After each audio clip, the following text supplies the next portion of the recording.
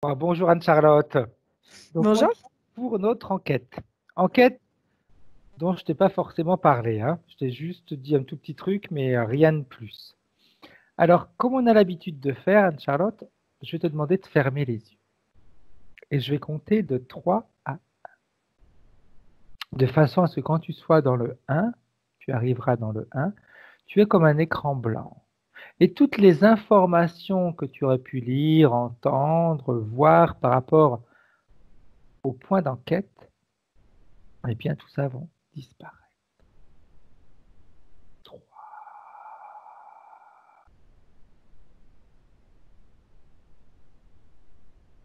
Tu augmentes tes fréquences, tu augmentes cet enracinement de tout à l'heure, tu te sens merveilleusement bien. Parfaitement.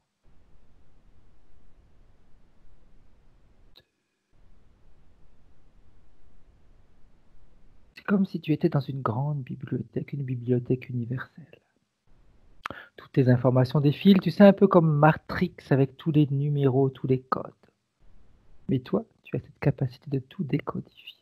Tu sais à quoi correspond chaque code, ce qu'il veut dire, ce qu'il cache, ce qu'il exprime.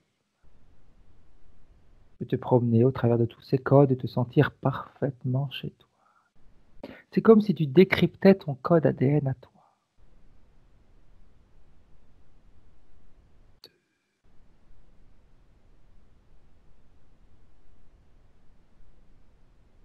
Tu te sens merveilleusement bien, tu prends de la hauteur et tu t'envoles de cet endroit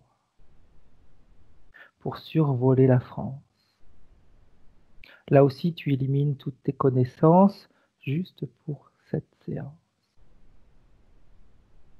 Tu la regardes d'en haut, tu peux voir des pays, des paysages, des personnes, peu importe, tu choisis l'endroit qui te plaît, tu regardes les réactions des gens, ce qu'ils ressentent, mais aucune connexion directe, rien. Juste un visuel.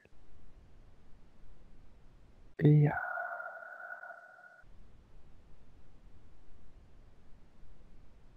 maintenant que tu es comme dans un blanc immaculé, tu vas aller chercher, tu vas te déplacer vers l'ouest, vers les pays de la Loire, ceux que tu as dû même peut-être visiter l'été dernier, dans une ville qui s'appelle Angers. 49 000 codes postaux. J'aimerais que tu survoles cette ville. En la survolant, tu me dis ce que tu vois, ce que tu perçois. Comment est-ce que tu la vois, cette ville? Qu'est-ce qu'elle transmet? Est-ce qu'elle transmet quelque chose? Est-ce que ses habitants transmettent quelque chose? Alors, c'est peut-être lié à la configuration actuelle, en fait, où je sens que c'est relativement lourd. Mhm, C'est comme si on avait... elle n'est pas à son rythme, mhm. elle n'est pas dans sa pleine... J'ai envie de dire pleine puissance, tu vois, de fréquence, en fait. Et On a quelque chose de très cantonné, de très... Poum, comme si on avait mis un chapeau sur une casserole. mhm. Ok. Voilà. Et c'est vraiment quelque chose de rond, en fait, que je perçois par rapport à ça. Euh, Ça me fait penser à un chapeau de casserole. Voilà. Bien. À l'intérieur de cette ville, il y a au centre un château. Je voudrais que tu ailles survoler ce château. Et que tu me dises si ce château émane quelque chose. On va se placer en temps normal, hors confinement. Alors, hors confinement, quand je le regarde, il est... Enfin,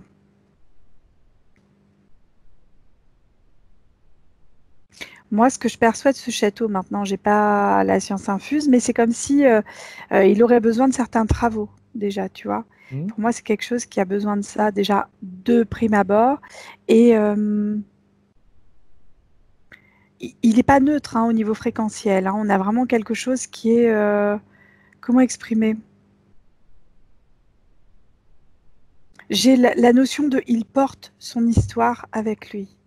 Et c'est comme si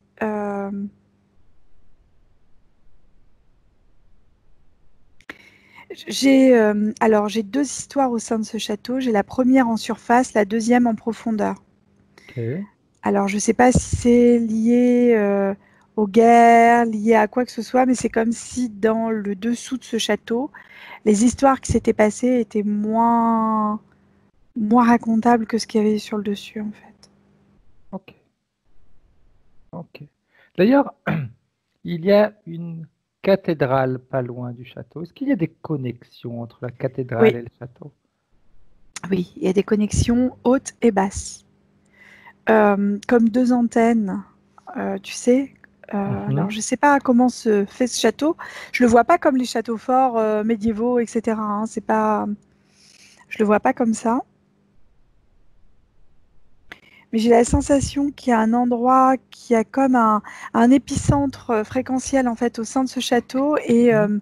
et la cathédrale c'est pareil. Alors la cathédrale c'est facile, c'est au niveau de la flèche, Mhm. donc c'est vraiment l'endroit le plus haut. Et en fait ça renvoie au niveau du château. Il y a des connexions directes au niveau du château, pas que. Il y a aussi par le dessous. Alors je ne sais pas du tout comment fonctionne Angers au niveau des réseaux souterrains. Moi je sais que je suis du Mhm. nord à la base et par exemple Douai. Tu peux visiter en dessous de la ville. Tu as tout un Mhm. réseau souterrain, tu vois, où tu peux, ça, hein, où les gens allaient se cacher Tout à pendant la fait. guerre, etc. Et c'est l'impression que j'ai par rapport à Angers aussi. C'est-à-dire qu'on a malgré tout un réseau souterrain viable. C'est pas les égouts, hein. Mhm. On Tout est à fait. bien différent de ça. Et il y a une connexion entre le château et la cathédrale pour moi. Ok. Ok. Bien. J'aimerais qu'on remonte un petit peu le temps. Le roi du château s'appelait le roi René. On remonte en 1500, si je me souviens bien, à l'époque. Mhm. Je vais te dire ça avec plus de précision.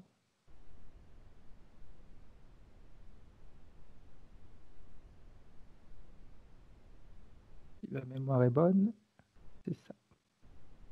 Non, 1409.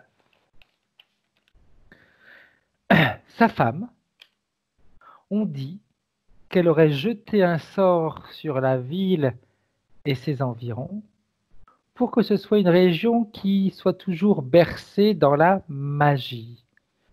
Bercée par des guérisseurs, bercée par de la magie, bercée par des soigneurs, etc. Est-ce que tu vois quelque chose, toi? Alors, il y a une fréquence particulière, effectivement, qui est accentuée par la cathédrale. C'est comme si le château utilisait l'autre pour aller plus loin, en fait, tu vois. Mhm. Mais j'ai pas que cette notion-là derrière. C'est-à-dire que moi, le roi René, je le vois attaché à la fois aux traditions, à ce pays d'Angers. Alors, c'est pas l'Anjou, si? Non, c'est pas Si, l'Anjou, si, ça. si, Ah, si. d'accord. Parce que Angers ressemblait à Anjou, alors j'avais envie de dire Anjou. Si, si, si, si. En Anjou. En Anjou. Euh, voilà, et il est attaché à certaines valeurs, certaines traditions qui se font dans cette région-là. C'est une région qu'il trouvait très agréable aussi.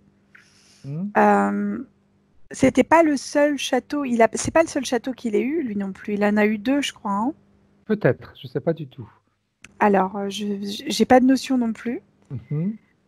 Mais c'est comme s'il y avait une deuxième demeure Ok. sur ce roi. La demeure, ce château qui est là à Angers, en fait, par rapport à sa femme et par rapport à lui, c'est un château qui correspondait fréquentiellement à eux. Ok. La notion que je perçois et qui me dérange depuis tout à l'heure, en fait, alors je vais être sincère, je vais dire des Vas-y, choses et je vais vas-y. m'attirer les foudres de Non, non, certaines c'est pas grave, personnes. ça, on s'en fiche. On a l'habitude. Voilà, c'est qu'en fait, par exemple, j'avais visité cet été le Clos Lucé, qui est Mhm. vraiment le château de Léonard de Vinci, en fait. Mhm. Et je m'étais sentie très très mal, mais vraiment pas bien, Mhm. avec des sensations très désagréables derrière. Et en fait, c'est comme s'il y avait eu un tournant au niveau de l'époque euh, légèrement antérieur à la période de Léonard de Vinci, donc on est dedans, hein. Ok, On serait dans la exact, ouais, période ouais. du roi René, hein, puisque de Vinci était ami avec François Ier, donc voilà. Et Et c'est comme si on avait eu un basculement, c'est-à-dire qu'en fait, on traitait les choses occultes, alors qu'avant, on les traitait pas du tout, ou on s'en souciait peu. Il y a eu comme à un moment un changement fréquentiel au niveau de la royauté. Je ne sais pas si je Oui. m'exprime Si, correctement, si, mais si, en si, gros, si, c'est si. ça.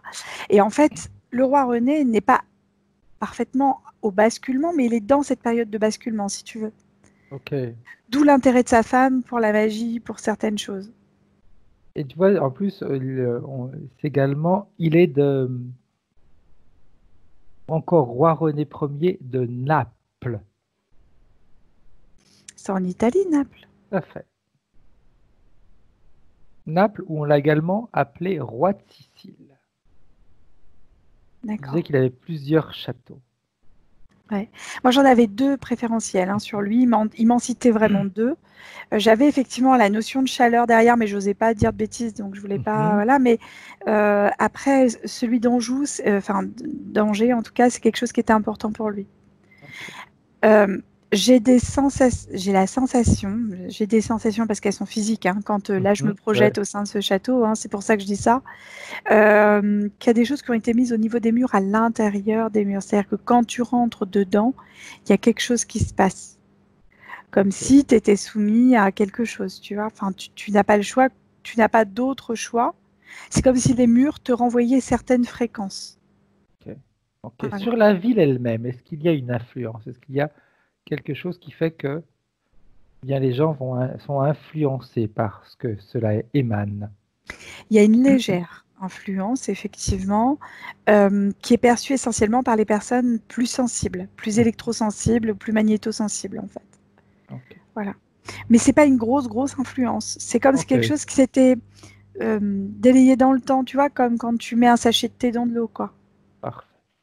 Il y a toujours cette notion derrière de parfum, mais c'est pas comme ça, quoi. Ok. On revient maintenant dans le présent en 2000.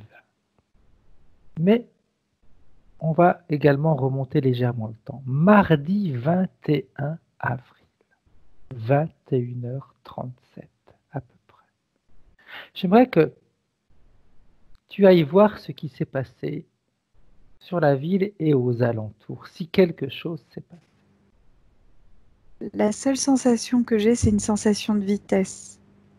Mhm. C'est quelque chose qui fait ch'tou comme ça. Ok. Voilà. Beaucoup de personnes ont ressenti comme des personnes ont exprimé un petit peu comme les bombardiers dans le temps, un bruit sourd. Moi, ça me faisait le bruit d'un bouchon de champagne, tu vois. Poum comme ça. Mhm. Quelque chose de très, de plus brusque, en fait, lié à de la vitesse. Ok.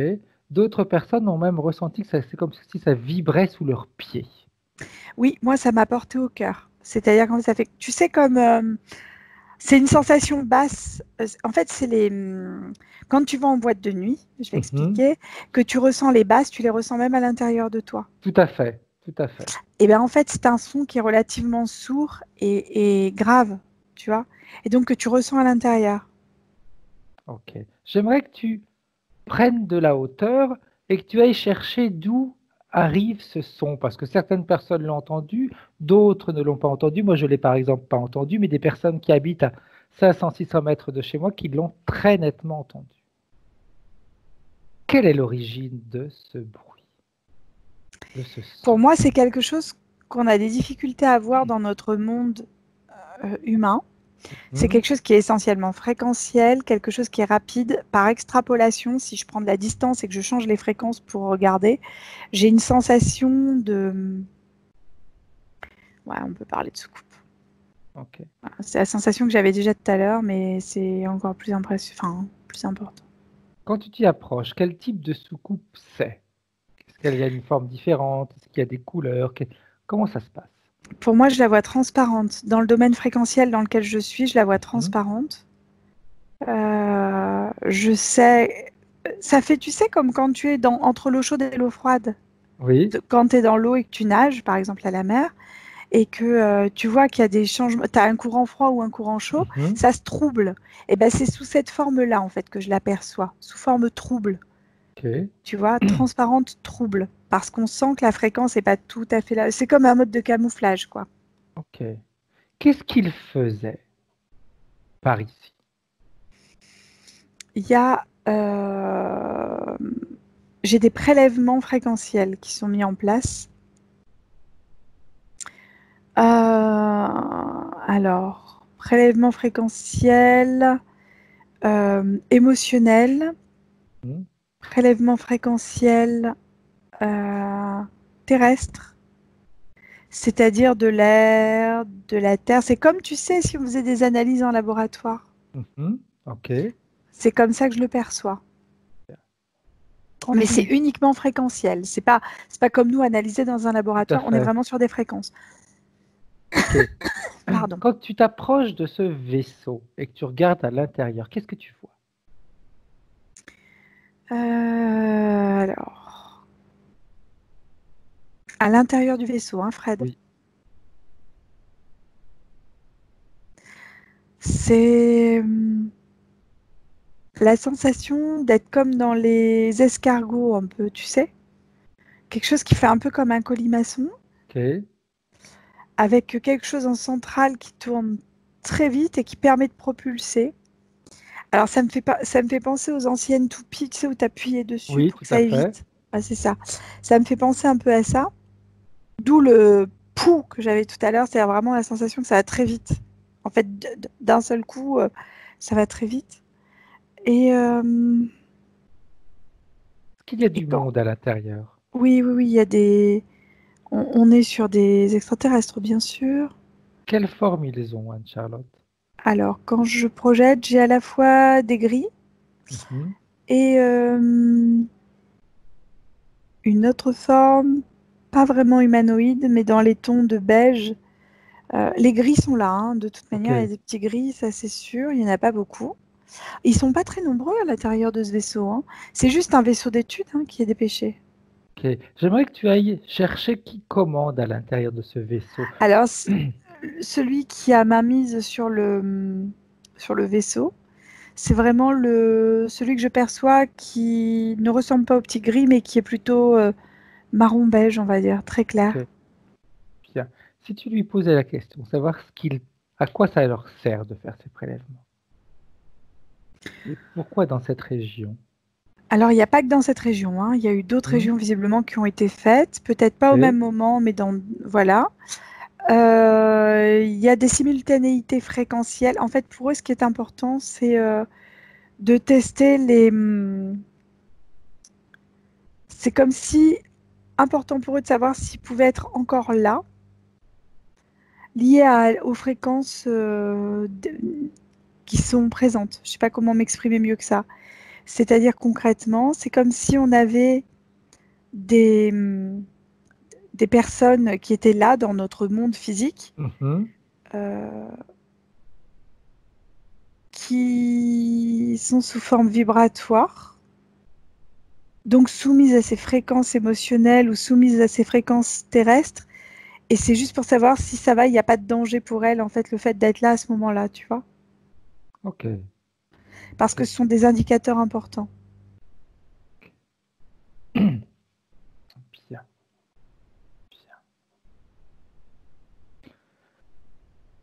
Parfait. J'aimerais qu'on fasse autre chose. Mm. Que tu, là, tu vas prendre énormément de distance, aller voir la couche d'ozone de notre planète. Là, c'est juste une curiosité et après, on aura fini. Tu vas regarder la couche d'ozone parce qu'il semblerait que depuis ce confinement, que la couche d'ozone est en train de se reformer.